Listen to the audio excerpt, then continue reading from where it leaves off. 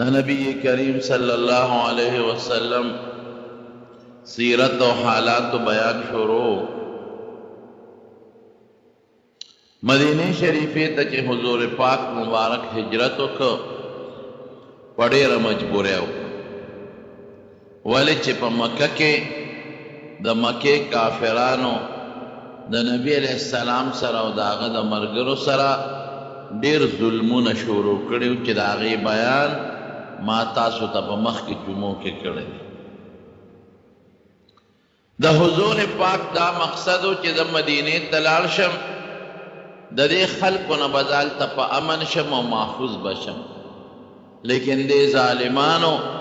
پا مدینہ کیم نبی کریم صلی اللہ علیہ وسلم پرینخوا دا مدینہ چے کم خلقو پیغمبر علیہ السلام تا پنائی ورکڑے وا او ایمان راوڑے اغیل بے دمکے ورکولے اے نپر خودا وی تاسو زمون دشمن لامن ورکڑے دے او زمون دشمن امزان سر زے کڑے دے تاسو سرو مون گورو دا دمکے بے ورکولے چکم منافقینو پا مدینہ شریفہ کے اغی منافقانو سر بے ساز باز کاؤ او اغی بے لمسول کہ دا مسلمانانو خلاف سازشونو کی او پا مدینہ شریفہ کے چکم یہودیانو سیدل چی پیغمبر علیہ السلام لا دا یہودو سر یو معاہدہ اکڑا چی منگ با یو بل تغک نکو یو بل دا دشمن مرست با نکو یو بل سر و دا آمن جن تیرو نو دے دا مکے کافرانو اغیدو یہودیانو سرا ساز باز جوڑ کا وغیرہ پیغمبر علیہ السلام خلاف لمسور شروع بلچہ پا مکہ کے کم کمزوری مسلمانان پاتیو یا خزو ہجرت نشو کولے یا معشومانو اغی ہجرت نشو کولے یا غریبانانو و غلامانو اغی خلقو سرے زیادی شروع کر اغا بے وحل او اغا بے ٹکول او اغی بے پات کلو تلل دیر انتہائی ظلمون شروع کر دا اغی مکی دا کمزور مسلمانانو سرا دا دین علاوہ دا سی ظلمون شروع کر چھ مدینی تبلارل او دا مسلمانانو باغون و فستونو تبے اور تکورا تختیدل دا مسلمانانو چراگاو آگے کے بے ساروی سارو کرد ابن جابر فہری دیلا او علتا چے دا مسلمانانو ساریو سیم لکلل سیتے رو تختول او چے کم پاغا درمن کے بوس یا نور کم سیزونو اگیتے تیلے ورطا کاغے ولو سر دا ظلمون دوی شروع کلل کم مسلمانان چے با پلارو تلل او کافر ولا با گتو ورلل اب اونی ول وہن تکول بے نبی علیہ السلام بے خدا دی ظالمانو دلا سخو من دیر تنش کلی موتپریخ و مکہ موتپریخ خلق وی ویر نبی علیہ السلام جہادون کردی دا کافرانو سرا نبی کول سبے کول مکہ موتپریخ ہو دا کورون موتپریخ ہو دل چه کم پا مکہ کی زمون پٹی و غم ورطپری خودل چانا خد پاتشوی خاوندان مدینه تلالل چانا بچی پاتشو مور و پلار ترین پاتشو بیت اللہ پاتشو دا خدای کورم ورطپری خود متلالو بیا پا قلار نپریدی دی سر بسک نو نبی علیہ السلام صحابہ سر مشورہ اکلا یو فیصلے دا اکلا چی ردی ظالماو نمون پس زان خلاص کو نو دا مدینه دا مکی نبا شام تدوید دل مکہ خو دا سے علاقہ دا چیل تخپل فصل نظر غنید نو شام تا بدل او شام تا بے تجارتی غلو دا قصے پیسے رو نو نبی علیہ السلام دا سوچو کو کہ دا دوی کما قافلہ شام تا زی نو پاغی باندے و حملہ دا سے حملہ نہ کو کہ قافلہ ولا لوٹ کو خلق باو یعنی کی دوی دی با ویری کی دی با پویشی چیر دا خو کمم مسلمانانو سر ظلمون کاو نو مسلمانان خوم دا دیو زمون په قافله حمله کوي او د دوی ټول تجارت خو په شامو نو که او د شام لاره د مدینې خوا کې تېرېدله نو که دا لاره که موږ بنده کي نو موږ به غنم د کمي زموږ خوراک به د کم ځای نه او زموږ تجارت په مکه کې خو بغیر د سرمن نه بل شی نشته څه به کوو نو د دوی یو تجارتي قافله تله شام ته نو حضور پاک سره د یو څو ملګرو لاړ په هغې باندې د دمکې او د یرولو دپاره خو چې نبي علیه السلام په هغه لارې ته ورورسېد نو دا قافله د شام ته وتې وه نو پیغمبر علیه السلام سره د صحابه واپس راغی بیا ورته پته ولګېده چې هغه قافله د مکې د کافرو چې کوم شام ته تللې ده واپس را روانه ده نو بیا ورته نبي علیه السلام سره د ملګرو ووت په اتفاق ده او د خدای خوښ هم داسې وه چې دې سنګ میدان ته ورسېدل نو قافله د لارې نه وتې او واپس مکې ته رسېدلې دې لومبۍ ته غزوه ابوا وایي او دویم ته غزوه ودان وایي بیا نبی علیہ السلام ته پته ولګېده چې د قریشو یو مضبوطه قافله ده او د ابو سفیان په سردارۍ کې ده او ډېر تجارتي مال دی پکې ودرېږه په دې یو حمله کوو چې دې ویرېږي موږ نه منې شي خو چې نبی علیه السلام څنګه عشیره یو مقام دی هلته ورسېد نو ورته پته ولګېده چې هغه قافله شام ته رسېدلې نو واپس راغله بیا ورته پته ولګېده نبي علیه السلام ته چې هغه قافله واپس د شام نه را روانه ده او مکې ته ځي نو نبي علیه السلام صحابو سره مشوره وکړه ویې ځای چې دې قافلې پسې دی د دې تجارتي کومه قافله ده دې پسې وځو لږ یو پوټی یې راودوي چې دوی موږ نه لږ په قنار شي موږ خو ورته وطن کلې بچي ښځې هر څه پرېښودل بیا په قلار نه پرېږدي مدینې ته راپسې راځي او زموږ چراګاهونو باندې ورونه ورته کوي زموږ څاروي تښتوي ظلمونه کوي نو نبي علیه السلام تیاری وکړو دې درمیان کې تاسو ته مه ووایي چې د انصار د مدینې شریفې چې څومره هغې له به یې دمکۍ ورکولې هغه هم نه پرېښوده چې تاسو ولې زموږ دشمن له پناه ورکړې ده نو د مدینې شریفې یو سردار و د یو لوی قوم مشر و د اوس قبیلې د هغه نوم سعد ابن معاذ دې لاړ مکې مکرمې ته نو په مکه کې یو لوی کافر دی امیه ابن خلف د هغه سره د دوستانه و دواړه غټ غټ تاجران دا سعد چې به کله مکې ته لاړ د دې امیه سره به دی او امیه چې به کله مدینې ته راغی او یا د مدینې په خوا کې به شام ته ته نو د دې سعد سره به دیره د دواړو قریبي دوستانه او تجارتي تعلقات نو حضور پاک چې هجرت وکړو دې درمیان کې سعد ابن معاذ وی زم بیت الله ته یو عمره به طواف چې لاړ د هغه امیه سره دیره امیه ته وایي اشنا د خو طواف له راغلی مو د بیت الله طواف کوم امیه ورته وایي داسې کار ده هغه ورځې دې لاړې نور کله به ته دلته کلاو ګرځېدې په مکه کې او ته هم د مدینې سردار یې نو زموږ دې خلکو به ستا ډېر زیات قدر اوس د مکې خلک تاسو ته ډېر غوسه دي ځکه تاسو زموږ دشمن له پناه ورکړې ده امن هم ورکړی دی نو عمره طواف به کې خو لږ په طریقه داسې وخت کې به وځو چې څوک دې ونه ویني هسې نه چې څوک دې ونیوي او څوک در سره جګړه وکړي وی څه ټیم وی غرمه د غرمې په مکه کې ګرمي زیات دی نو عموما خلک ودي غرمه به وځو نو طواف به وکړې راځې به بیا به ځې مدینې ته وی ډېره ښه چې څنګه دې ووتل طواف لذي غرمه چې چا نه یېرېدل او مغه حرامي سره ملو شو چې ابوجهل ابوجهل مخې له ورغی دې سعد ابن معاذ ته وایي دې صحابي ته لکه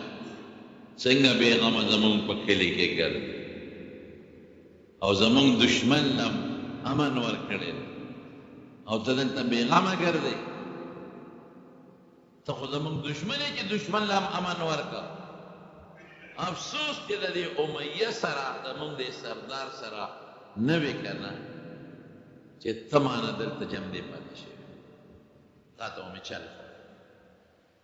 سعد ابن معاذ خو هم د قبیلې د انصارو د مدینې د یو قوم لوی سردار هغه چې دا خبره زغملی شوه هغه ورته وی ابو جهل په قلار کېنه ابو جهل نو خپل عمرو ابن هشام په قلار کېنه ماله دمکې دلته منع کوه که تا زره د بیت الله نه منې کړم نو ستا لار په مونږ ده په مدینه ده چې شام ته دی ستا تجارتي ټول معامله شام کې ده او لار دې په مونږ ده لار به در باندې بنده بیا به خورئ سسکې بس دواړه سره ګرم چې ګرم شو دا امیه چې دا سعد ابن معاذ د چا میلمه و هغه پکې منځ کې مداخلت وکړو نو هغه خو وی که زه اوس د دې میلمه مرسته کومه نو قوم کې راته دشمني جوړېږي میلمه به خپل کار کوي نو دې میلمه ته وایي دې صحابي ته سعد ابن معاذ ته هلکه وایي ته خو زما دوست دی وګورې دا ابو جهل دا زمونږ سردار دی په دا آواز مه راوباسه دی خو زما د مخه تا ته غږ نه کوي په د زله چغې راوباسې وایي ښه زما ستا تعلق دوستانه تا هلته ما سره راځې زه تا سره نو تا د دې خپل کلیوال په راوکړه زه دې پرېښودم وایي ته خو په قلار کښېنه امیه ته وایي وایي ستا متعلق خو نبي علیه السلام ویلي دي چې امیه به مو وجو تا خو نه پرېږدي خیر معامله دلته رفع دفع شوه او دا سعد ابن معاذ مدینې ته لاړ واپس او چې دا امیه کور ته لاړ نو ښځې ته وایي ښځې وایي ته خبرې وایي وایي څه وایي هغه میلمه د مدینې راغلی دا هغه د ابو جهل ګرمه ګرمۍ اله ما د ابو جهل مرسته وکړه هغه وایي چې نبي علیه السلام وایي چې مونږ به امیه وجنو والله ما یکذب محمد صلی الله علیه وسلم قریب دی چې په محمد خو چاته دروغ نه وایي اخو رښتیا خبرې کوي اخو دروغ نه وایي او د هغه د خولې نه وتلي چې ما به وجني بلکې حافظ ابن حجر لیکلی دي وی قریب و چې اودسماتې ته تللی دومره یاره پرې راغله ښځه ورته وایي مړه مه یارېږه بې غیرته هغه دلته نشي راتلی او ته بار څه له یارېږي نه که نه وایي دروغ نه وایي چې دا خبره یې د خولې نه وتې ده نو څه چل دی هر ځای کې چې په ګوتو ورغله دا مې دې پورې درته ووایي چې د مدینې خلکو له به یې دا دمکۍ ورکولې بیت الله ته یې نه پرېښودل خدای اوس عجیبه نظام کوي دلته د بدر غذا جوړه شوه څنګه جوړه شوه چې نبی علیه السلام په 14 د رمضان په 2 هجرۍ کې صحابو سره میټینګ وکړو ځای چې ځو خو موږ ځو هغه تجارتي قافلې له هغې له دمکي ورکړو چې دا کافر موږ نه قلار شي نو ستاسو خوښه ده که څوک را سره په خپله خوښه دی هم او که څوک نه دی هم داسې جنګي لښکر له مقابلې له نه نو بعض صحابه کرام ووتل او بعض یو څو کسه پاتې شو دی چې څنګه مدینې نه په 14 د رمضان ووتل بئر ابي عنبه ورته وایي د مدینې سره خوا کې یو ځای یو خشته خوږې اوبه وې خلکو به د هغې د مدینې توبه راوړلې چې هلته ورسېدل نو پیغمبر علیه السلام ټول صحابه کېنول چې کوم ماشومان و هغې واپس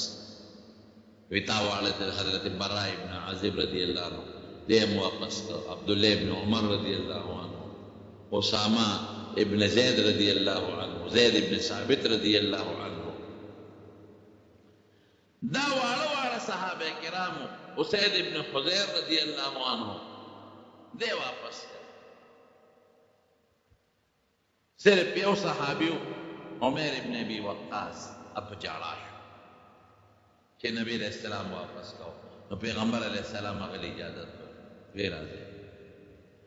چې څنګه دغه ځای نه دوی مخکې لاړل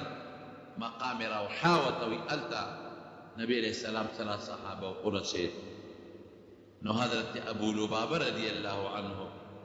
دی ولېږه وی ته ځه مدینې ته ته د مدینې امیر شوې تر څو چې زه نه یم راغلی زما جان قایم مقام دی دی واپس او قافله او دوه جاسوسان یې ولېږل د یو نوم حضرت بسبس رضی الله عنه او د یو نوم حضرت عدي رضی الله عنه دا دواړه یې ولېږل وی تاسو لاړ شئ او د قریشو د هغه تجارتي قافلې موږ له جاسوسي معلومات وکړئ چې دا کوم ځای را روانه ده موږ یې کوم ځای مخ دا دواړه یې ته ورسوو د روحانه کې صحابه کرام لږ مخکې لاړل یو بل مقام د صفرا ورته وایي هغې صفرا ته ورسېدل نو هغه دوه جاسوسان راغلل د نبي علیه السلام چې کوم دوه جاسوسان هغې پیغمبر علیه السلام ته وی صاحب وی دا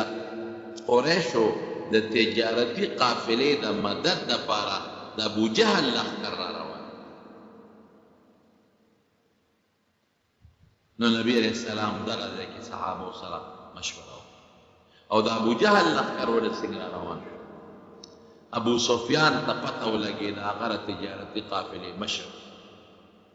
چې ما زما دپاره خو مسلمانان راوتي دي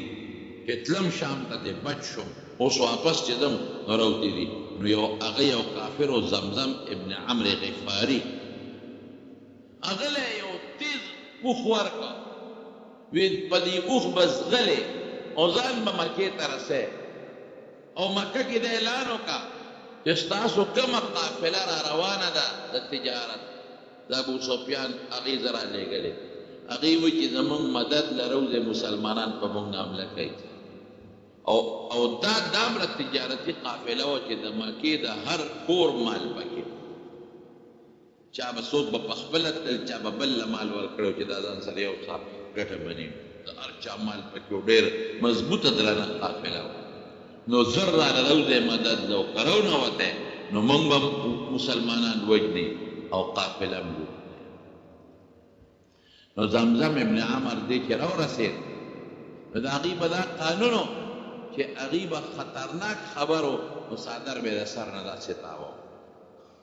څادر به اوچت کا او تاوه مې او چغې به یې ویل یا صباحا یا صباحا نو خلک به ورته راجمع دې زمزم ته ابو سفیان وایي ته به دا چلو کې چې ته به دې د اوښ دا پوزه زخمي کړي چې وینې ترې بهېږي او د څادر په ځای به جامې وباسې او ابه تاوې نو خلک به پوه شي چې مسله ده ډېره خطرناکه ده نو خلک به دله په منډه راوځي نو دې زمزم هماغه چل وکړه د اوښ دا پوزه یې زخمي کړه هغې نه وینې بهېدې او جامې یې وویستې بیا د سر نه تاولې نو چې خلکو کتل ټول ورته راجمع شو خدای څه مسله ماشومانم ښځې بوډاګانم ځوانانم هلکه خیر دي ته خو زمونږ هغه تجارتي قافله کې تللی وې که نه یو ابو سفیان راولېږلم مسلمانان ستاسو په قافله حمله کوي مدد له ورکړي ابوجهل لښکر تیار اوس د خدای شان دی هغه امیه چې هغه سعد ابن معاذ ورته ویلي و چې نبي علیه السلام به دې وجنې پرېږدي دی نه هم د مکې غټ سردار و ابوجهل به دې سردارانو ګرځېدل چې دا مشران راغونډ کړه ملکان به پخپله دي یو امیه له راغی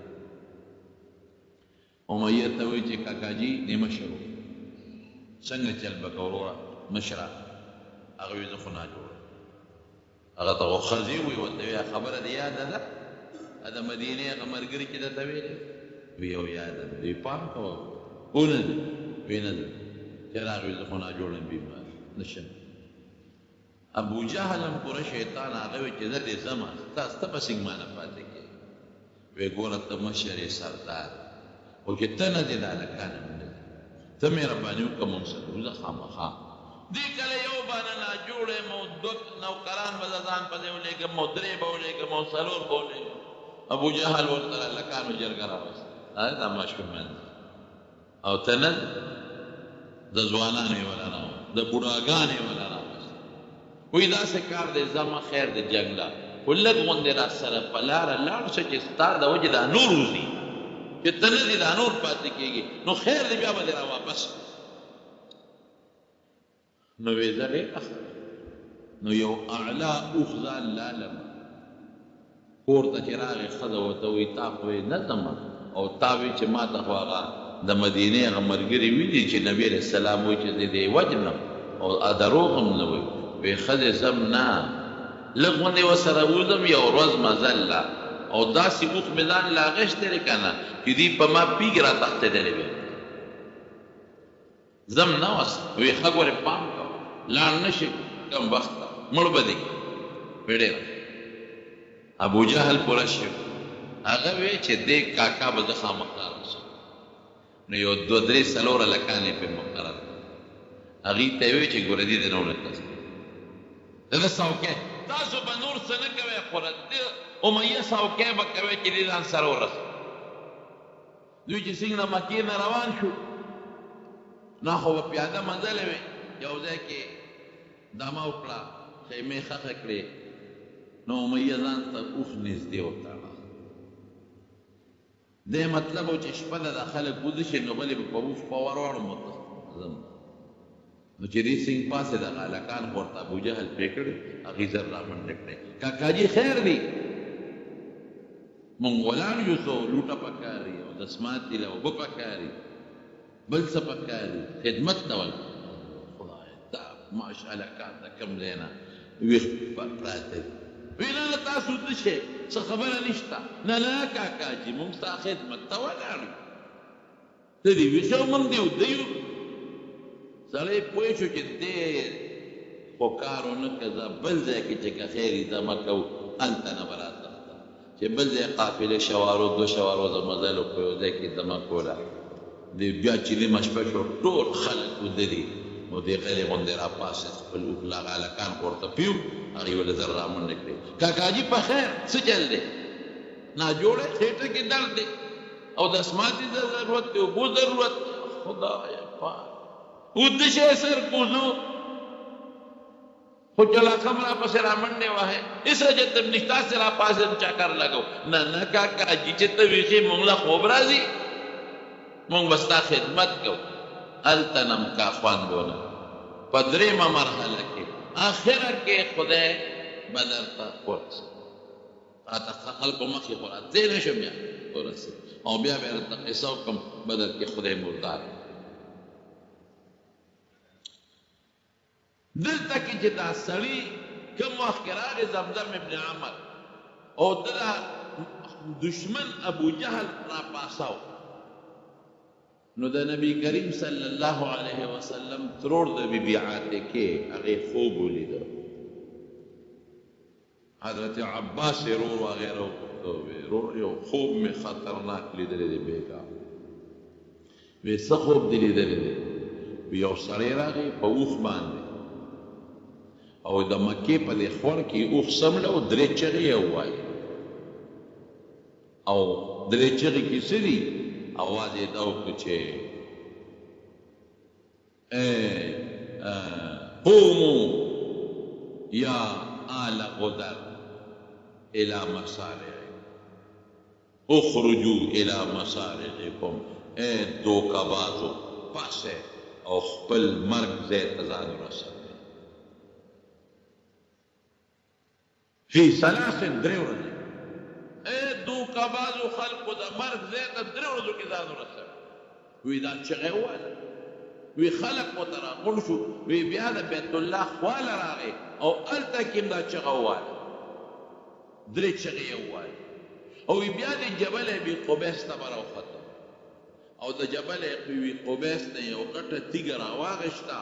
او هغه یې لاندې راوغورځوله وی هغه تیږه ډکرې شوه او د هغې ذرې د مکې هر کور ته ورسېد بی بی عتیقه د حضور پاک ترور دی عباس رضی الله عنه خو مسلمانو خو پټه هغه ته وایي څه مسله خطرناکه پیښې ما داسې خوب لیدلی دی د هغه دوست ولید ابن عقبه هغه ته یې ویل ولیده وی دا خوب هلته ته ویم زما خور داسې خوب لیدلی دی او چاته به ویې نه هغه خوب الپلار عتبه ابو جهل خبره خوره شو حضرت عباس وی روان وم چې ابو جهل اواز راکړه ما ته ویل ابوالفضل دلته راشه وی تاسو سړو خو د پیغمبرۍ دعوه کړې وه خو د ښځو نه نو خبر اوس خو ستاسو ښځو د پیغمبرۍ دعوې شو وی مې چې څه جل دی وی چې ستا خور خوب لیدلی دی وی ما ځان نه غرضه وی دا پته به ولګي چې د تیږې ډکرې به زمونږ کورونو ته رارسي او که د مسلمانانو کورونو ته به رسي ما ځان غلګي یو دا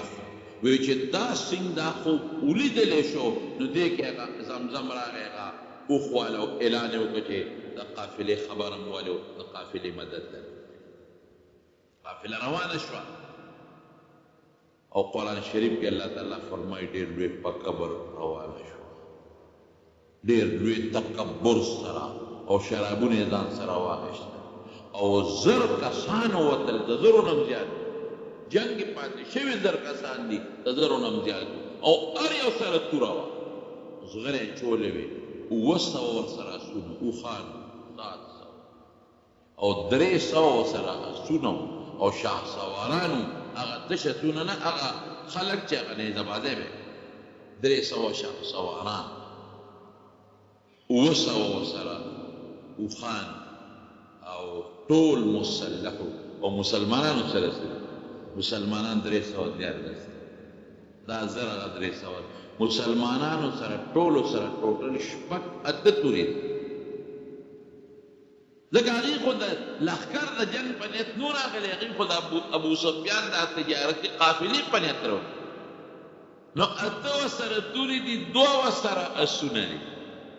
دوی سره 300 اسونه هغې سره 2 اسونه دوی سره 700 اوښان هغې سره اویه اوښان او یو اوښان داسې دي چې د سورلۍ اوښان دي 3 کسان به پې سورېدل لکه 2 به پې سوارو یو به پړی نیولی یو به بره ختېده چې ستړی کېده به بل به کوزېده نبي کریم صلی الله علیه وسلم سره هم 2 کسان ملګري 2 هغه سره ملګري یو ورسره حضرت علي رضی الله عنه یو ورسره حضرت مقداد رضی الله عنه په 3 کسه یو حضرت مقداد رضی الله عنه وی 2 به سوارو یو به کوزېده وی پیغمبر علیه السلام د کوزېدو نمبر وی د خدای رسوله ته به نه کوزېږي ته کښېنه او زه او علي به کوزېږو بس کله به زه پیاده سفر کوم علي به بری کله به علي کوزېږي زه به بریم ته به نه کوزېږې وی نه تاسو ما نه تکړه نه یې او زما نه په نسبت ستاسو ثواب زیات نه دی خو زما زیات وی قسم دی چې حضور پاک به په خپل نمبر کې کوزېده او د خپلې به یې نوم به برسوه داسې عاجزي به په نبي علیه السلام کې په بهترین اخلاق نو او یو خان 2 اسونه 8 تورې 6 زغرې او باقي ټولو سره د کجورو ډالونه او کافر ټول مسلح دی هر یو سره توره او زغره او نیزې دي ورسره او لوی د جنګ په نیت را روان دي ولا تکونو کالذین خرجوا بطرا قرآن شریف کې الله وایي دغه خلک چې د کبر او د جوش په اندازه راووتل چې ابوجهل لښکر راووته نو جهم ابن سلطه دام د پیغمبر علیه السلام د خاندان نه هغه وی ما یو بل خوب ولیده وی رالمه وی خوب دینم چې یو سړی راغی مکې مکرمې ته او په یو دغه باندې سور دی په اوښ باندې او چې څنګه راغی نو وی اوښ یې سملاو او په توره ووت او د هغې نه دا ویلې داسې اوچتې شوې او چې څومره د مکې د خلکو خیمې دي نو خیمو ته څاڅکي ورسېده هغه ملګرو ته وویل چې داسې خطرناک خوب مې ولید ابو جهل بیا عباس رضی الله عنه ته عباس دلته راشه تاسو کې خو ډېر پیغمبران پیدا شي خور دې بیا له پیغمبره د خوبونه یې دا دې بل پیغمبر پیدا شو او پته به اوس ولګي چې وینې به زموږ خیمو ته راځي او که وینې به ستا درواره خیمو ته ځي دا دویم خوب شو دې خوا د ابوجهل لښکر روان د ابو سفیان د لښکر د مدد دپاره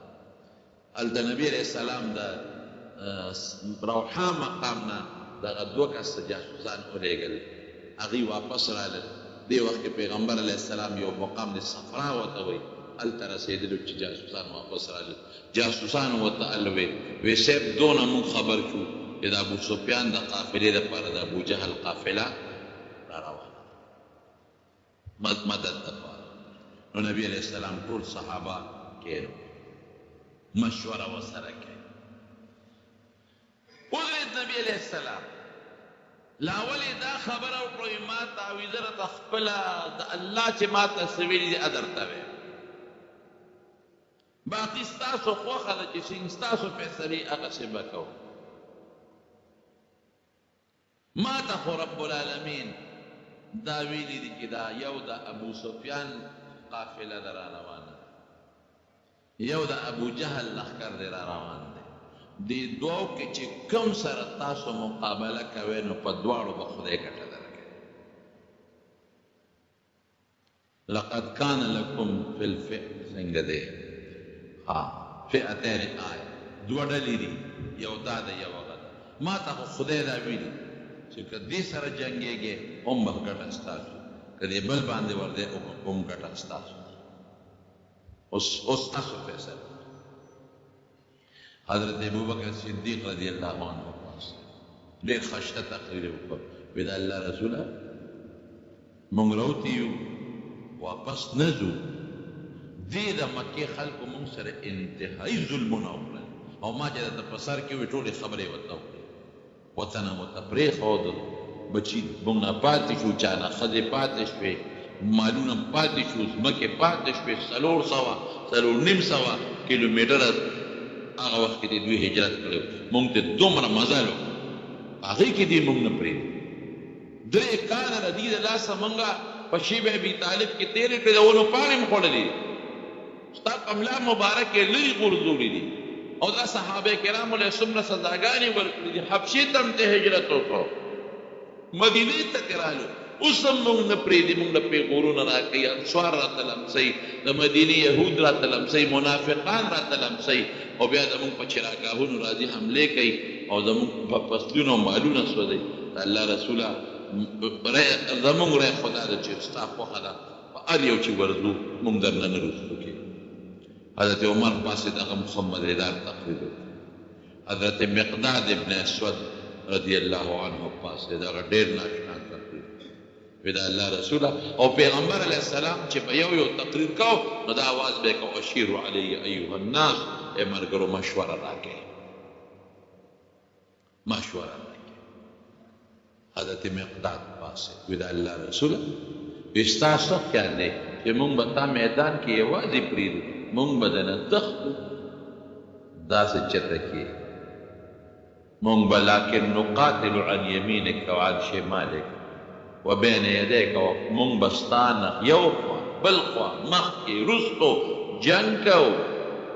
موږ د موسی علیه السلام د قوم په شان قوم نه یو چې موسی علیه السلام ته وی اذهب انت وربک فقاتلا انا هاهنا قاعدون.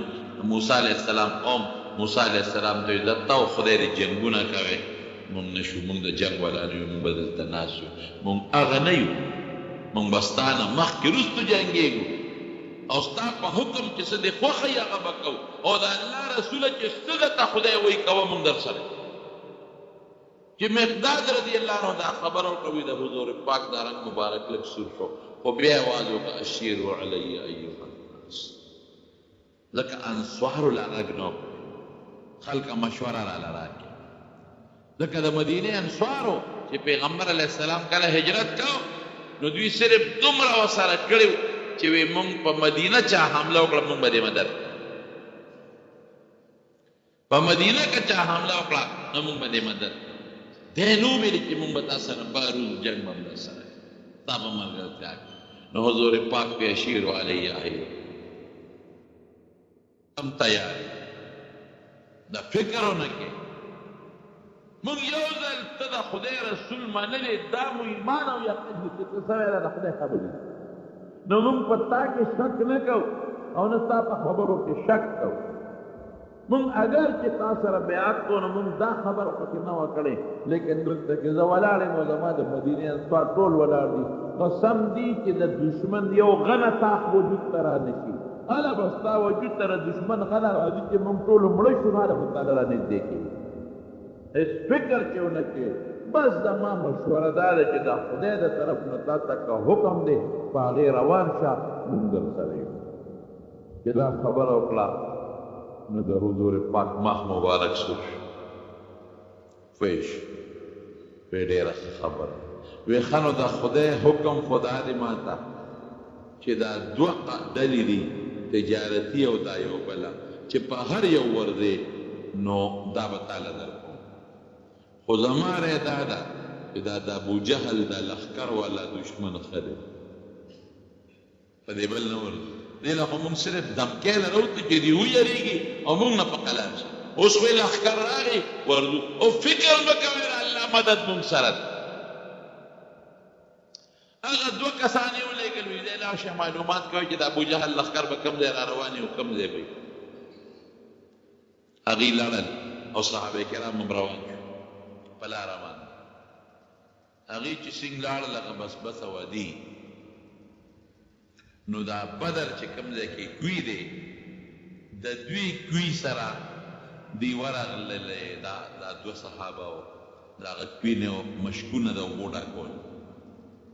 اوښانې هغلته یو ټېله وه هلته څملولو او راغلل د کوي نه مشکونه ډک د کوي په غاړه یو څو جینکې دي هغې مو د کوي نه اوبه وړي هغه یو جینۍ بلې ته وایي چې زما قرضه راکړه بله جینۍ ورته وایي لږ صبر وکړه د ابوسفیان د قریشو قافله را روانه ده او سبا به دلته رارسي نو زما سره څه سامان دی هغه پې خرڅ کړمه نو پیسې به پې نغدې کړم نو تاله به خپلې پیسې ده اوس دا صحابو دا خبرې اورېدې دی غوږ یې خوت مشکونه یې ډک کړل او په اوښانو یې کېښودل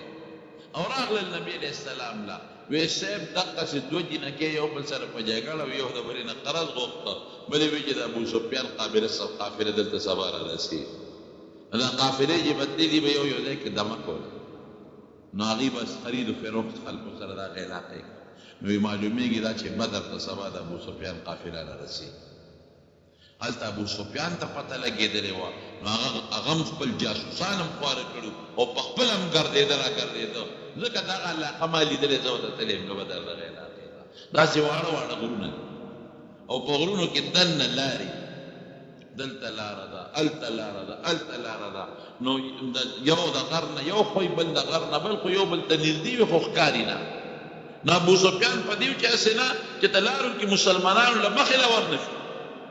نو هم ګرځېده لګیا دی او معلومات کوي چې مسلمانان کم دی دې کوي را راورسېد ابوسفیان چې راورسېد د کوي په غاړه هغه جینکۍ ناسته جینکو ته وایي څه ناشنا خلک خو هم نه دي لیدلې په دې علاقه کې څوک ناشنا خلک هغې وی نه ناشنا خو هم نه دي لیدلې وی څه ګڼه ګوڼه وی نه یاره وی یو دوه سړي اوس دلته راغله او د دې کوي نه د اوبو مشکونه ډک کړل او لاړل وی په څه پیاده راغلي وو که په سارو باندې وی نه په اوښانو راغلي وی اوښان یې کوم ځای سملولي وی اوښان یې هغه ټېلې شاته غونډۍ شاته ابوسفیان ډېر هوښیار و چې هغه اوښانو له ورغی نو خو چې یو ځای کې سملې خامخا پچې کوي سوټه کوي نو چې هغه اوښانو هغه پچې وکتې نو هغه یې ماتې کړې یو یو پچې یې ماتوله نو په هغې کې هډوکي راوختل د کجورو نو دونه تجربه کار و که نه چې هډوکي څنګه وکتل وی والله نواتو یسرب وی قسم په خدای چې دا هډوکي د مدینې د کجورو هډوکي دي دا اوښانو د مدینې کجوره خوړلې ده او هغه هډوکي پکې د هغه دي او معلومېږي دا چې مسلمانانو هم دې غونډو کې ګیر چاپېره دلته چې بس زر خپلې قافلې ته لاړ روخ یې د قافلې د دریاب په غاړه که روخ یې بلکل بدل چې دلته خو مسلمانان دي لاره بدله کړه د مکې طرف ته او محفوظ شو هلته د ابوجهل قافله را روانه هغه هم په دې لاره روانه چې زمزم ورته ویلو چې په دې پلانکۍ لاره باندې قافله راځي ابوسفیان خو اوس رخ بدل کړه خو هغې خو په دې لاره راتلل هغې بدر ته رانږدې اوس د خدای شان ته ګوره یو غونډۍ شاته مسلمانان دي بلې غونډۍ شاته کافر دي یو بل نه دي خبر حضور پاک مونځ کوه یو دوه کافران غلامانو د کافرانو صحابو په لاره کې ونیول تپوس یې ته وکړه څوک یې هغې ځان نه ښو چې دوه درې غوزار یې ورکړله ځان یې وښو موږ د ابو جهل د لښکره خلک ری وستل داسې اوس نبی علیہ السلام مونځ کوي دوی وحي لګیا دي د ابو جهل د لښکره که د ابو سفیان دروغ وایه هغوی ته خو دا پته نه و چې د ابو جهل لښکر را رسېدلی هغوی خو د ابو سفیان دا قافله ده نو دوی به وهل نو چې وهل به او د ابو سفیان دا لښکر یو د ابو سفیان ګیري به پرېښودل وی ښه د ابو سفیان لښکر کم دا قافله کم دی نو هغوی به بیا وي مونږ خو د ابو جهل د لښکر یو نو دوی به بیا څپېړې ورکړئ چې دروغ وایې چا به د ابو سفیان ته قافلې دوی به او مهمه ښه د ابو سفیان کم دی د قافله نه ما ته مونږ ته څه په مونږ خو د ابو جهل چې حضور پاک سلام وګرځاو نو مسکې شو وی چې دروغ درته وایي نو پرېږدی او چې رښتیا راته وایي نو وهی چې ولې د الله رسوله وی دا ټیک وی دا د ابو جهل د قافلې بلکل ما نه راوړه وی تاسو د ابو جهل د قافلې وی څومره کسان وی صرف شمېر راته نه دی وی څه خوري وی اوښانه لالی وی د ورځې څو اوښانه لالی وی نهه یا لس نهه لس اوښانه لالی او د هغې غوښې خوري حضور پاک وی بس یا 900 دي یا 1000 دي دا 900 د زرو په منځ کې دي صحابه ورته ویل دې غر نه پورې دي هغوی دلته دي او موږ دلته یو اوس بیا مشوره راکړئ که جنګ دوی سره کوئ خو ډېره ښه که نه کوئ چې ځو واپس صحابه وی د الله رسوله جنګ به څنګه نه کوو اوس خو واپس وو سبا به راپورې خلک خاندي چې هغه تجارتي بې سر و سامانه قافله وه نو هغې پسې تلل او چې کوم لښکر راغې ده تورو نیزو والا د هغې نه تښتي اوس خو خامخا جنګ او ولې به جنګ نه د مسلمان دپاره جهاد کې دوه خبرې که مړ شو شهید شو جنت ته لاړ که جمدې پاتې شو نو غازي شو مجاهد شو ګناهونه لاړ ختم شو مونږ له خو په دواړه کې ګټه ده زمونږ دا روجې او منځونه او حجونه او ذکرونه خو دې دپاره دي چې مونږ پرې خدای رضا کړي نو په اسانه ولې رضا نه په دې خو په اسانه رضا کړي چې مړه شو چېرته به ځو خو جنت کې تا راته ویلي دي رښتیا خبره ده خو جنت ته به ځو نبي علیه السلام ډېر دا چې کوم دی جنګ شوی دی بدر ورته وایي یا خو دا د دې قوم د مشر نوم وي بدر او یا دغه دی کې چې کوم کوي دی د هغه کوي اوبه پاکې خوږې وي خلکو به وړه د هغه کوي نوم بدر نو په دې وجه دغه علاقې ته بدر اتفاق دا و چې نبي علیه السلام سیند بدر ته را داخل شو د دې نه مخکې د ابو جهل قافله راغلی د کوي غاړه او چې کوم پاک اعلاز یو هغه ونیولې بس یو بل سره مخامخ شو اوس خو مخامخ دي دي شګې دي او اوبه هم پکې نشته او شګې د شلاکه شګ نه همدا نو نبي علیه السلام هلته کې صحابو ته خیمې باید صحابه راغلل نبي علیه السلام نه وی صاحب ته چې دلته کې دا په موږ ډېره کې د کافر په مقابله کې دا د خدای په حکم دي او که نه هسې دلته موږ ډېره کېږو که هسې وي خو دا دلته جنګ نه دی بل خوا ځو موږ بل علاقې ته لاړ شو داسې نږدې بل میدان ته دا کافران به راپسې راځي هلته به ورسره جنګ او که نه د خدای په حکم یې نو بس بیا خو چې څه ستا خوښه یې حضور پاک وفرمایل د الله په یو صحابي د جنګ ډېر ماهر و هغه وی صاحب د الله حکم خو بسر و چشم خو جنګي طریقه دا نه ده هغه چې مونږ قبلی پرېږدو ځکه شګه کې منډه نه والي مونږ به منډه وو شګه کې سړی ستړی کېږي شګه ګرم هم ډېره زیات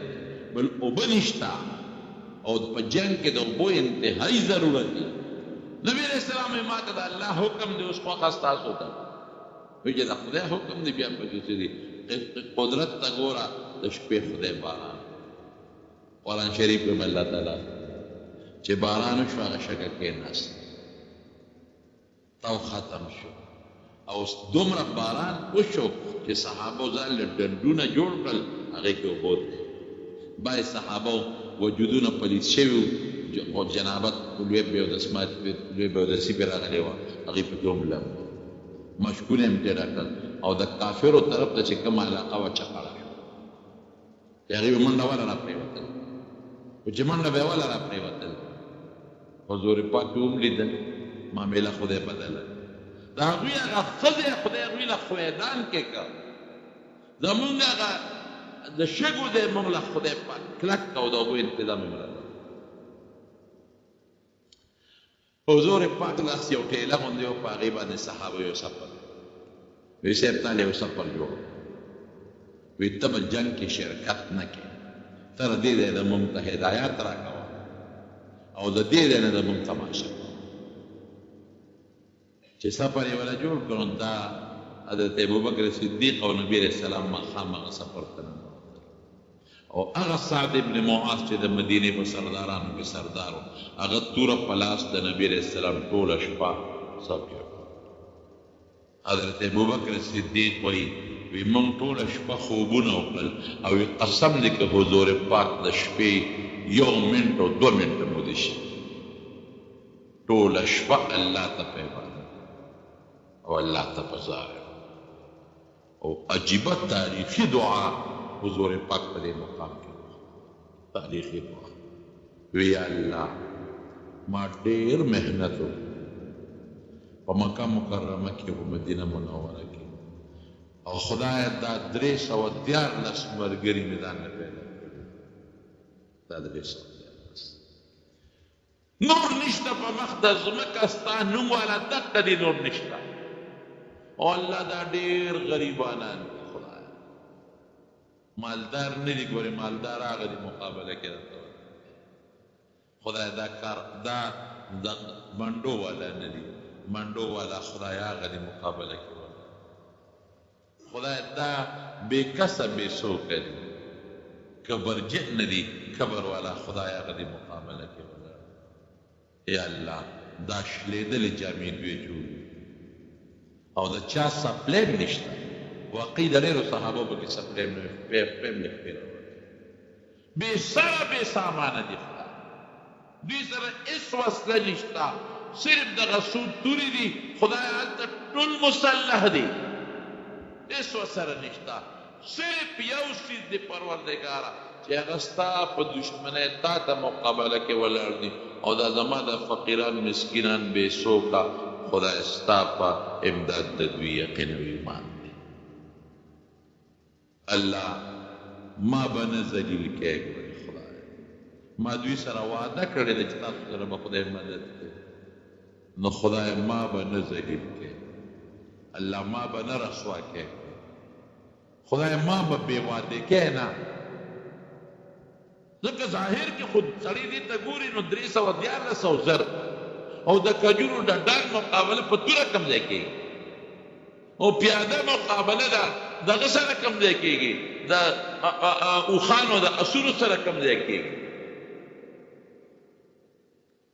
وی خدای ما به نه رسوا کړې الله ما به نه ذلیله کړې او ما به نه بې وعدې کړې خدای ما وعده کړې او یا الله که دا 314 مسلمانان دې مړه کړل دوی سرونه ستا په ذات او ستا په دین تیار ولاړ دې ته ولاړ دي چې ستا په دین نن سرونه ورته بالکل تیار ولاړ ما زمایل دي خدای او که دا 314 نن مړه شو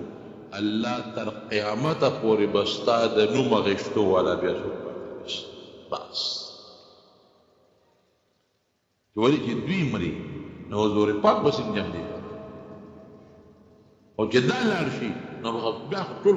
کفر دی ایمان خلال ختم شو اسلام خلال نو خدای که دا 314 کسان دا بې کسه بې څوکه شلېدلو جامو والا فقیران دا لاړل زمانځه قیامت ته پورې به ستا د نوم غشتو والا څوک پاتې نشي ټوله شپه تر دې حده پورې او په ولاړه دعا کوي چې دا نبي علیه السلام د سر مبارک نه صادر حضرت ابوبکر صدیق صادر راواغېست او په سر یې کېښود او د مټې کلک ونیوې حسبک یا رسول الله د خدای رسول هم پاس نوره دعا مه دا کافي نور چې بالکل دعا ونه کوي دا کافي د څه چې کېږي فکر نه کوه بس سوچ چې ونه کوې هېڅ فکر ونه کوې بس چې څه شو باس دا دعا چې څنګه وکړه نبي علیه السلام دعا نه پس راووته ډېر زیات خوشحاله او خندلې صحابه چې دا خو د خوشحالۍ مقام نه دی د خندا نو دا آیت دی وی سیهزم الجمع ویولون الدبر دا آیت خدای نازل کړ چې دا ټول به تختی دوی ته به شکست میلاویږي تاسو له به خدای فتح درکوي وی ما سره خدای بل امداد وکړ ما سره الله ماله زیری راکړ تاسو له به خدای ګټه درکوي هغې له به خدای شکست درکوي نو راغی نبي کریم صلی الله علیه صحابو ته دلته راشي لاس یې کېښود وی هذا مسرع فلان غدا ان شاء الله وی دا د فلان کی د مرګ دی دلته به فلان کی پروت دی دلته به ابو جهل پروت دی دلته به امیه پروت دی یو ځای باندې لاس کېښود او د یو کافر د مرګ ځای ښود یو صحابي وی زما د الله په ذات قسمي چې پیغمبر علیه السلام د کم کافر نوم اغشتر او په کم ځای لاس ایښودی دی وی په حقه ځای سار د هغه کافران مردار پراته وي د هغې نه لږ هم اخوا دیخوا الله پورا مدد اخواتن 1000 فوج مخامخ دیخوا 314 غریبانان مسکینان فقیران بے سپلو بے سادرونو والا هلته کې پکې عتبه تقریر وکړو باقي واقع به انشاءالله درته بله جمعه لکه وخت ختم شو الله فرمایي لقد نصرکم الله ببدر وی د بدر په مقام تاسو سره ما مدد وکړو وانتم اذله او تاسو لږ وئ انتم اذله جا سامان جنګ هم کم په طاقت کې هم د هغوی نه کمزورې وې سامان کې هم د هغوی نه کمزورې وې او دا ولې الله وایي ما وکړو دې دپاره لعلکم تشکرون زما د دې نعمت شکر ادا کړئ دا لوی او دا یو تاریخي جنګ او د مسلمانانو الله تعالی د دې مقاصد د حکمتونه دي انشاءالله آینده جمعه کې به درته بیان رب العالمین د نبی کریم صلی الله علیه وسلم په نقش قدم مونږ روان کړي پروردګاره دې دین دپاره چې هغوی کومې قربانۍ ورکړي دي صحابه ورکړي الله د جنت لوی درجات عالیه نصیب کې مونږ سره په جنتونو کې ملګري کې